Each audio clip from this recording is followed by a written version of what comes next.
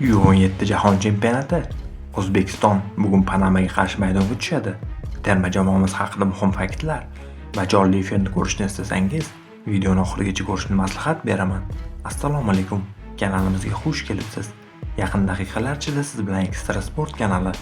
Videolarimizga like bosib, bizni qo'llab-quvvatlayotgan barchaga rahmat. Aynan sizni qo'llab-quvvatlashlaringiz tufayli biz ishlashda davom etamiz. Demak, bugungi dasturimizni boshladim.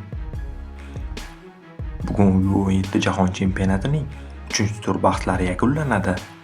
Islombek Ismoilov murabbiyligidagi jamoamiz bugun Panama o'smirlar termasiga qarshi maydonga tushadi. O'zbekiston U17 terma jamoasi ishtirokidagi uchrashuv Toshkent vaqti bilan soat 18:30 da Aspire akademiyasi birinchi maydonida start oladi. O'zbekiston U17 terma jamoasi bugun Panamaga qarshi guruhdagi 3-tur bahsini o'tkazadi. Bugun jamoamizning mag'lubiyatga uchrashga umuman haqqi yo'q. Sababi musobaqa formatiga ko'ra ochkolar teng kelib qolganda dastlab o'zaro o'yinlar qayd etilgan natijalar inobatga olinadi. Agar Panama bugun g'alaba qozonsa, ochko bo'yicha O'zbekistonga yeta olib, o'zaro o'yindagi muvaffaqiyat evasiga bizdan o'tib ketadi. Albatta bunday holatda ham guruhdan chiqish imkoni bor. Buning uchun Paragvay Irlandiyaga yutqazishi kerak. Shunda 3 ta jamoaning ochkolari teng bo'ladi va ularning o'zaro bahslardagi natijalari hisoblanadi. Ammo jamoamiz bu haqda o'ylamasdan maydonga faqat g'alaba uchun tushishi lozim. Durang ham bizga play-offga yo'l olish imkonini beradi.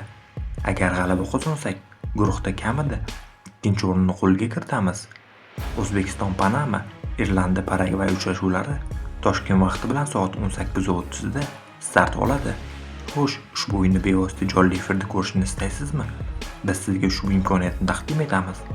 Buning uchun albatta ushbu kanalimizga obuna bo'lib, video ostidagi Telegram kanalimizga obuna bo'lib qo'yishni unutmang.